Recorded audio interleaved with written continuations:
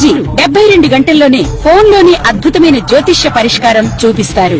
నమ్మండి, నమ్మకపోండి, ఇది నిజం. శ్మశాన కాళి రుద్ర చౌడీదేవి ఆరాధకులు నంబర్ 1 వశీకరణ స్పెషలిస్ట్. గురూజీ మనిషి పుట్టుక నుండి చనిపోయే వరకు వచ్చే అన్ని క్లిష్టమైన సమస్యలకు పరిష్కారం ఇక్కడ లభిస్తుంది. విద్య, ఉద్యోగం, వ్యవహారం, స్త్రీ ప్రేమ, పెళ్లి, సంతానం, స్త్రీ పురుష వశీకరణం, భూవశం, భార్యాభర్తల కలహాలు, కోర్టు సమస్యలు, విడాకుల సమస్యలు, చేతబడి, అప్పుల బాధ, ఇంకా మీకు ఎలాంటి సమస్యలు ఉన్నా 72 గంటల్లోనే శాశ్వత పరిష్కారం చేయబడును. శ్రీ గురుభ్యో నమః. హరి ఓం. శ్రీ మహాగణాధిపతయే నమః. శ్రీ మహాసరస్వత్యై నమః. శ్రీ గురుభ్యో నమః. హరి ఓం. తల్లి నిన్ను దలంచి పుస్తకము చేతంబూనిచిన్, నీవు నాయుల్లంబందున నిల్చి జృంభణముగా నుక్తుల్ సుశబ్దంబు శోభిల్లన్ బల్కుము నాదువాక్కునను సంప్రీతిన్ జగన్మోహిని పుల్లాబ్జాక్షి సరస్వతి భగవతి భారతీ పూర్ణేందు బింబాననాత్ క్షోణితలంబునన్నెన్నుదురు శోకగమృకీర్తింతు క్షోణితలంబునన్నెన్నెదుట పోయింది. మళ్ళీ పోయిందారా? మళ్ళీ తీసేరా ఇవాళ? అరే మళ్ళీ తీసే తప్పు వస్తుందిరా. 2026వ సంవత్సరం 8వ రాశి వృశ్చిక రాశి. ఈ వృశ్చిక రాశి ఎట్లా ఉందంటే, ఈ వృశ్చిక రాశికి వచ్చేప్పటికల్లా శుక్రుడు, రవి తప్పితే ఏ గ్రహాలు బాగాలేవు. రాహు అర్ధాష్టమం, తర్వాత గురువు అష్టమం. ఈ రెండే.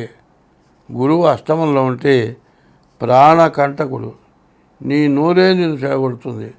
ఎట్లా ఉంటుందంటే, ఇక్కడ ఏదైనా జరిగిందనుకో, ఇది జరిగింది ఎవరికి చెప్పకూడదు. పద్ధతి అయితే తప్పనిసరి అయిపోతుంది, చెప్పకూడని పని అవుతుంది.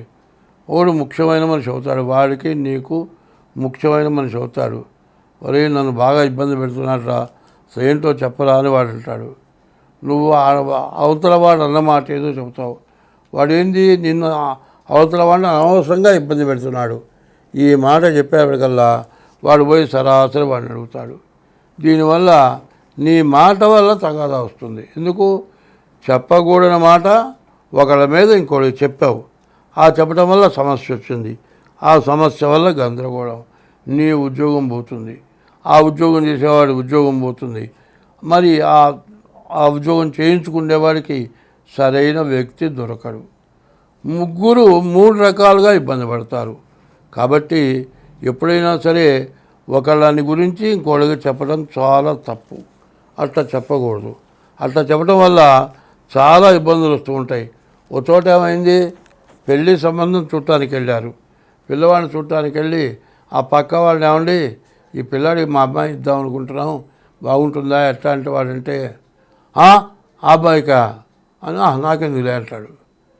వాడి వల్ల ఏమీ తప్పులేదు. వీడి బుద్ధి ఎట్లాంటి బుద్ధి? పుల్లలు పెట్టే బుద్ధి, బాగుండే వాళ్ళని వేధించే స్వభావం. వాడికి అంటవి నాకెందుకులే అంటవి అంటే వాడు మంచివాడే కాదేమని పెళ్లి సంబంధం మానుకొని వెళ్ళారు. ఇటువంటి పాపాలు ఎన్నో మనల్ని వేధిస్తూ ఉంటాయి. ఈ వృశ్చిక రాశికి అట్లాంటి పరిస్థితులు రావటానికి అవకాశం ఉంది. దానివల్ల ఇంకా ఇబ్బందులు పడటానికి అవకాశం కనబడుతుంది. చూడబోతే శుక్రుడు ఒక్కడు తప్పితే ఏ గ్రహం బాగాలేదు. నన్ను అడిగితే మీరు ఏ పని చేయకుండా ఖాళీ కూర్చోవడం మంచిది అని చెబుతున్నా. కానీ ప్రతి వాళ్ళకి కూడా ఈ సంవత్సరం ప్రతి రాశి కూడా చాలా ఇబ్బందికరంగా ఉంది. మీరు అట్లా ఉండటం కాదు, మీరు జాగ్రత్త పడాలంటే మీ జాతకం చూపించుకోవాలి. అట్లా జాతకం చూపించాలంటే మేము మీ జాతకాలు చెప్పగలం. మీరు మీ జాతకం చెప్పించుకోవాలంటే ఒక నెంబర్ ఉంది 6300061241. ఇంకో నెంబర్ ఉంది 7801071946.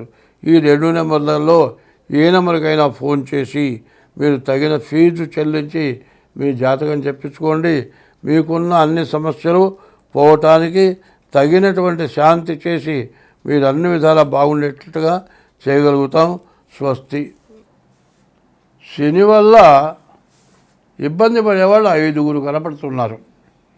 ఎవరు 5 అంటే మేషరాశికి 12ంట శని, మీనరాశికి 1ంట శని, కుంభరాశికి 2ంట శని, ధనస్సు రాశికి 4ంట శని, సింహరాశికి 8ంట శని. ఇది ఏలినాటి శనిలో ఇవి 5 రకాలన్నమాట. ద్వాదశస్తమ జన్మస్థం శని అంగారకో గురు కుర్వంతి ప్రాణ సందేహం స్థానచలనం ధనక్షయం. నేను చెప్పా కదా, సింహరాశికి 8ంట ఉన్నాడు శని, ధనస్సు రాశికి 4ంట ఉన్నాడు శని, కుంభరాశికి 2ంట ఉన్నాడు శని, మీనరాశికి 1ంట ఉన్నాడు శని, మరి మీనరాశికి 12ంట ఉన్నాడు శని. ఇట్లా శని ఉండేటట్లయితే ద్వాదశం అంటే 12, అష్టమం అంటే 8, జన్మం అంటే 1,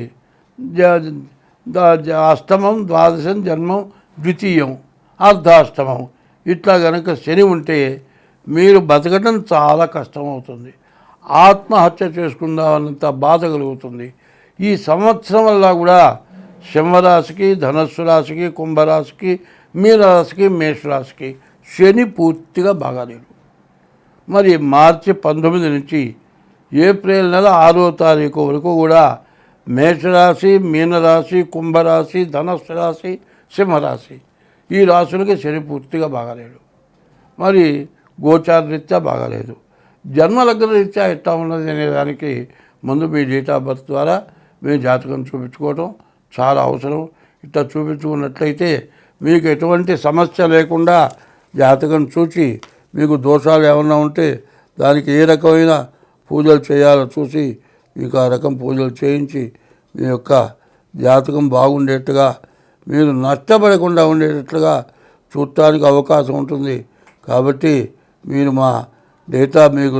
మా నెంబర్కి ఫోన్ చేసి మీ డేట్ ఆఫ్ బర్త్ చెప్పి తగిన ఫీజు చెల్లించి, డేట్ ఆఫ్ బర్త్ లేకపోతే హస్త సాముద్రిక ద్వారానైనా సరే మీ జాతకం చూపించుకోవాల్సిందిగా చెబుతూ ఉన్నాను. స్వస్తి.